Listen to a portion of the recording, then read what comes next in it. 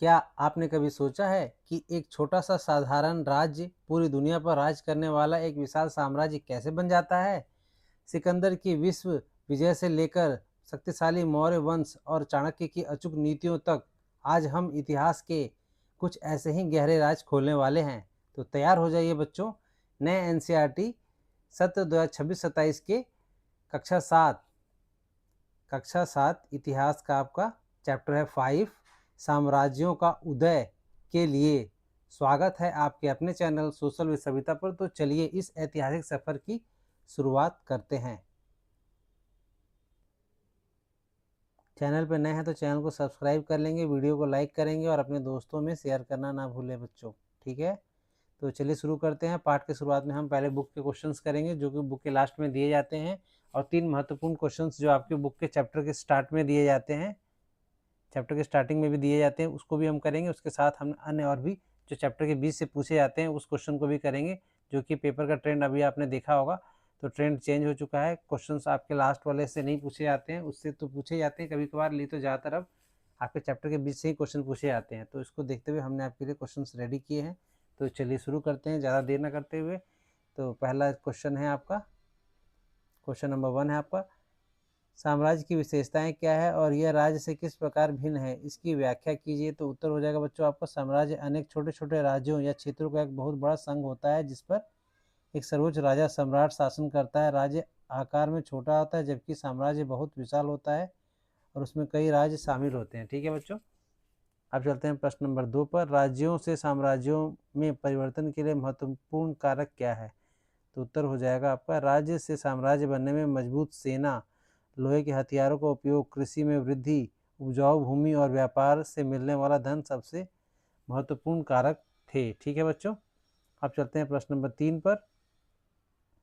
प्रश्न नंबर 3 है आपका, अलेक्जेंडर, जिनको सिकंदर भी बोलते हैं, को विश्व इतिहास में एक महान शासक माना जाता है, आपके विचार से ऐसा क्यों है। तो उत्तर है, अलेक्जेंडर को महान इसलिए माना जाता है क्योंकि उसने बहुत कम उम्र में एक बहुत विशाल साम्राज्य बना लिया जो यूरोप, एशिया और अफ्रीका तीनों महाद्वीपों तक फैला हुआ था, ठीक है। प्रश्न नंबर 4 पे चलते हैं बच्चों। प्रश्न नंबर 4 है आपका, प्रारंभिक भारतीय इतिहास में मौर्य वंश को महत्वपूर्ण माना जाता है, कारण बताएं।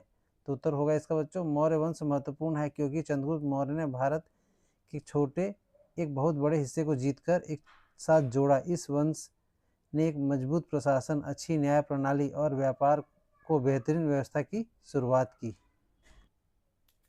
नेक्स्ट है बच्चों आपका प्रश्न नंबर 5, कौटिल्य से कुछ प्रमुख विचार क्या थे, इनमें से कौन से विचार आप भी आज भी आसपास देख सकते हैं, ठीक है।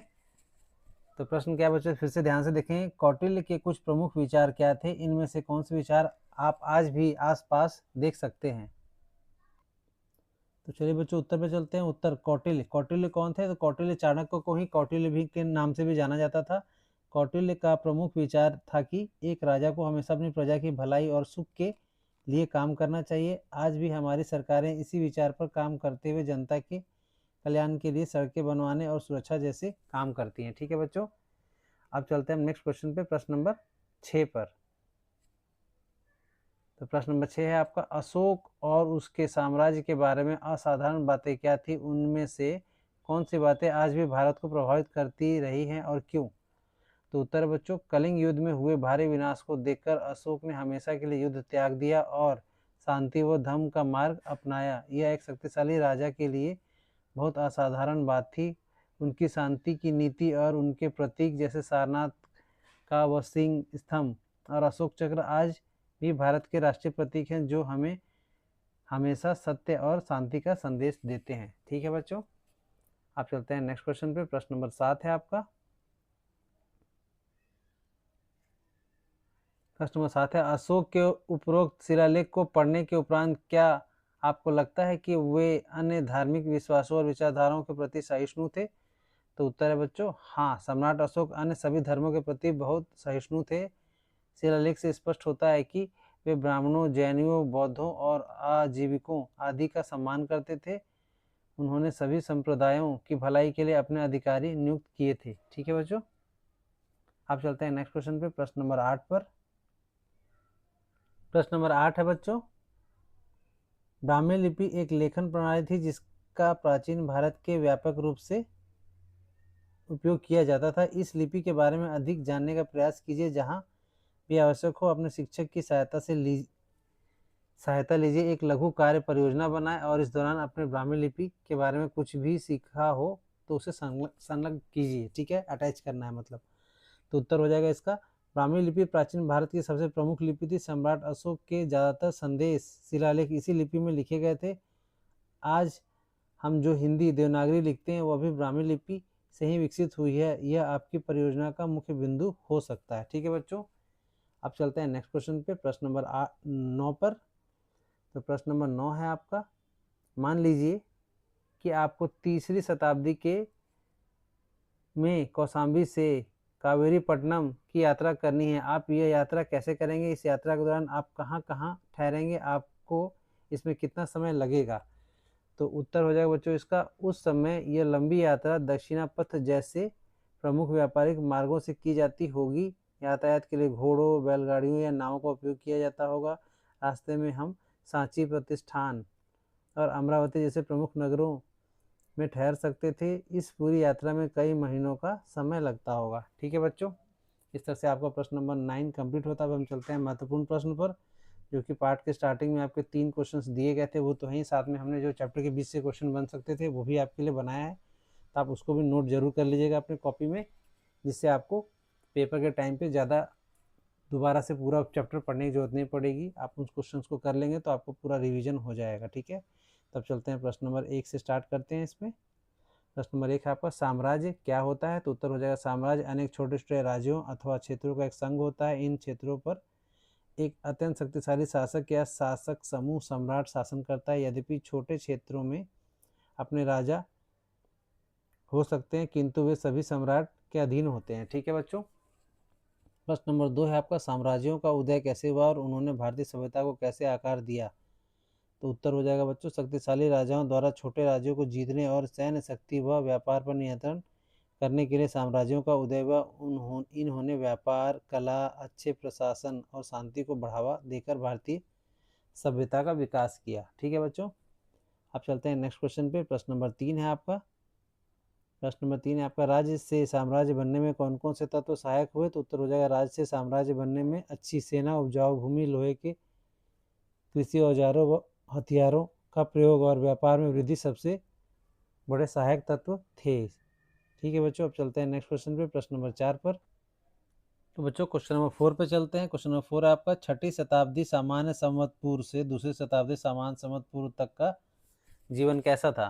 तो उत्तर हो जाएगा, इस समय के लोगों का जीवन काफी व्यवस्थित था। कृषि अच्छी होती थी, लोग व्यापार करते थे और नगर सुनियोजित होते थे। लोग साधारण सूती कपड़े पहनते थे और घर लकड़ी के बने होते थे। ठीक है बच्चों, इस तरह से आपका प्रश्न नंबर 4 कंप्लीट हो गया। अब चलते हैं प्रश्न नंबर 5 पर। प्रश्न नंबर 5 है आपका, ये भी बहुत इंपॉर्टेंट है, एम्पायर शब्द की उत्पत्ति किस भाषा और किस शब्द से हुई है? तो उत्तर है लैटिन भाषा के इम्पेरियम शब्द से, जिसका अर्थ होता है सर्वोच्च सत्ता होता है। ठीक है, प्रश्न नंबर 6 आपका, प्राचीन संस्कृत ग्रंथों में सम्राट के लिए किन शब्दों का प्रयोग किया गया है? तो उत्तर हो जाएगा, सम्राट, सर्वोच्च शासक, अधिराज, अधिपति तथा राजाधिराज, राजाओं का राजा। ठीक है, अब चलते हैं प्रश्न नंबर 7 पर।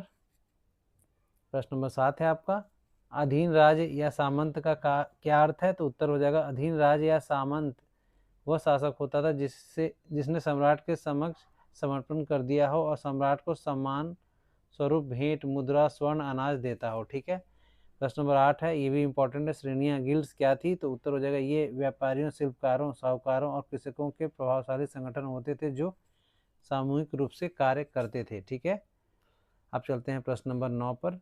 प्रश्न नंबर 9 है आपका, व्यापारिक श्रेणियों की सबसे बड़ी विशेषता क्या थी? तो उत्तर हो जाएगा, श्रेणियों को अपने आंतरिक नियमों का निर्माण करने की स्वतंत्रता प्राप्त थी और राजा उनके कार्यों में हस्तक्षेप नहीं करता था। ठीक है बच्चों, अब चलते हैं प्रश्न नंबर 10 पर। प्रश्न नंबर 10 है आपका, मगध के उदय में किन दो नदियों का सबसे बड़ा योगदान था? तो उत्तर हो जाएगा, गंगा और सोन नदियों का, जिनका उपयोग व्यापार और यातायात के लिए किया जाता था। ठीक है, प्रश्न नंबर 11 है आपका, मगध साम्राज्य की सफलता में लौह धातु की क्या भूमिका थी? तो उत्तर हो जाएगा, लोहे के हल से भूमि की जुताई आसान हुई, जिससे कृषि उत्पादन में तीव्र वृद्धि हुई और लोहे के तेज शस्त्रों ने सेना की युद्ध क्षमता को सशक्त बनाया।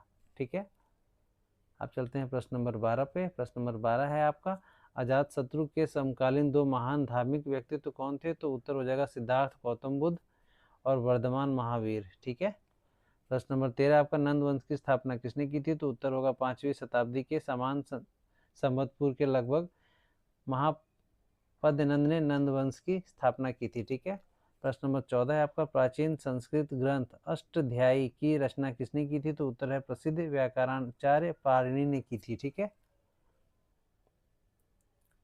प्रश्न नंबर 15 पे चलते हैं बच्चों। प्रश्न नंबर 15 है आपका, धनानंद के पतन का मुख्य कारण क्या था? तो उत्तर है धनानंद अधिक धनवान होने के बावजूद अपनी प्रजा का उत्पीड़न व शोषण करता था, जिससे वह अत्यंत अलोकप्रिय हो गया। ठीक है, प्रश्न नंबर 16 आपका, अलेक्जेंडर को किस देश का युवा और शक्तिशाली शासक था? तो उत्तर है मैसिडोनिया, ग्रीस का। ठीक है बच्चों, प्रश्न नंबर 17 पे चलते हैं, जिम्ब्रोसोफिस्ट कौन थे? तो उत्तर हो जाएगा ये भारतीय ऋषि थे जिन्हें ग्रीक लोग नग्न दार्शनिक कहते थे, जो अपनी असीम बुद्धिमत्ता के लिए प्रसिद्ध थे। प्रश्न नंबर 18 बच्चों, अलेक्जेंडर की सेना ने भारत में आगे बढ़ने से क्यों इनकार कर दिया था? तो उत्तर हो जाएगा थके हुए और घर की याद में उनके सैनिकों ने लड़ने की इच्छा खो दी थी और गंगा नदी की ओर जाने से मना कर दिया था। प्रश्न नंबर 19 है आपका, कौटिल्य के सप्तांग सिद्धांत के 7 अंग कौन से हैं? तो उत्तर हो जाएगा राजा, स्वामी, अमात्य, मंत्री, अधिकारी, जनपद, जनसंख्या, राज्य क्षेत्र, दुर्ग, किलेबंद, नगर, कोष, राजकोष, दंड हो गया, रक्षा, कानून, शक्तियां और मित्र, सहयोगी। प्रश्न नंबर 20 है बच्चों, मेगस्थनीज कौन था? तो उत्तर हो जाएगा वह चंद्रगुप्त मौर्य के दरबार में एक ग्रीक इतिहासकार और राजनयिक था, जिसने इंडिका नामक पुस्तक लिखी। ठीक है बच्चों, अब चलते हैं प्रश्न नंबर 21 पर। प्रश्न नंबर 21 है आपका, सो गौरा ताम्रपत्र अभिलेख किस बात का प्रमाण है? तो उत्तर है यह भारत के प्राचीनतम प्रशासनिक अभिलेखों में से एक है, जिसमें दुर्भिक्ष अकाल के राहत के लिए एक अन्नागार की स्थापना का उल्लेख है। प्रश्न नंबर 22 है बच्चों आपका, भारत का राष्ट्रीय प्रतीक कहाँ से लिया गया है? तो उत्तर हो जाएगा अशोक द्वारा वाराणसी के पास सारनाथ में बनवाए गए स्तंभ के शीर्ष, जिसमें 4 सिंह से लिया गया है। ठीक है, प्रश्न नंबर 23 पे चलते हैं बच्चों। प्रश्न नंबर 23 है आपका, धर्म चक्र परिवर्तन किस घटना से संबंधित है? तो उत्तर है सारनाथ में महात्मा बुद्ध द्वारा दिए गए पहले प्रवचन से। ठीक है, प्रश्न नंबर 24 है आपका, भारत के राष्ट्रीय प्रतीक में अंकित संस्कृत का आदर्श वाक्य सत्यमेव जयते किस ग्रंथ से लिया गया? बहुत इंपॉर्टेंट है, तो उत्तर हो जाएगा मुंडक उपनिषद से। ठीक है बच्चों, अब चलते हैं प्रश्न नंबर 25 पर। प्रश्न नंबर 25 है आपका, धौली ओडिशा में चट्टान पर उकेरी गई पूर्णकाय मूर्ति किस पशु की है और वह किसका प्रतीक है? तो उत्तर हो जाएगा यह एक हाथी की मूर्ति है, जो महात्मा बुद्ध का प्रतीक है। ठीक है, अब नेक्स्ट है क्वेश्चन आपका प्रश्न नंबर 26, विशाल साम्राज्यों का पतन क्यों हो जाता था? तो उत्तर है युद्ध या आपदाओं के समय टैक्स बढ़ने से विद्रोह होना, कमजोर राजाओं का आना और बहुत बड़े इलाके को एक साथ संभाल न पाना साम्राज्यों के पतन के मुख्य कारण थे। प्रश्न नंबर 27 है आपका, मगध एक अत्यंत शक्तिशाली साम्राज्य कैसे बना? तो उत्तर है उपजाऊ भूमि, मजबूत सेना, हाथियों का प्रयोग, लोहे की खदानों से बने हथियार और नदियों में होने वाले व्यापार के कारण मगध शक्तिशाली साम्राज्य बन गया। ठीक है बच्चों, अब है बच्चों आपका सबसे लास्ट क्वेश्चन, प्रश्न नंबर 28, मगध एक अत्यंत शक्तिशाली साम्राज्य कैसे बना? तो उपजाऊ भूमि। ये क्वेश्चन रिपीट हो गया बच्चों। तो बच्चों आपको ये वीडियो कैसा लगा? अगर आपको वीडियो अच्छा लगा है तो चैनल को लाइक करेंगे, वीडियो को शेयर करेंगे अपने दोस्तों में, ताकि उनकी भी हेल्प हो सके। और ये हमने आपके लिए एक प्लेलिस्ट भी बनाकर दे दिया है आपको, यहाँ से आप अपने सब्जेक्ट रिलेटेड जो भी चैप्टर के बारे में जानना चाहते हैं सॉल्यूशंस, उसके यहाँ पे देख सकते हैं। और भी किसी सब्जेक्ट का वीडियो देखना चाहते हैं तो वो भी वहाँ से आपको मिल जाएगा। तो मिलते हैं नेक्स्ट वीडियो में एक नए टॉपिक के साथ, तब तक के लिए धन्यवाद, नमस्कार, जय हिंद।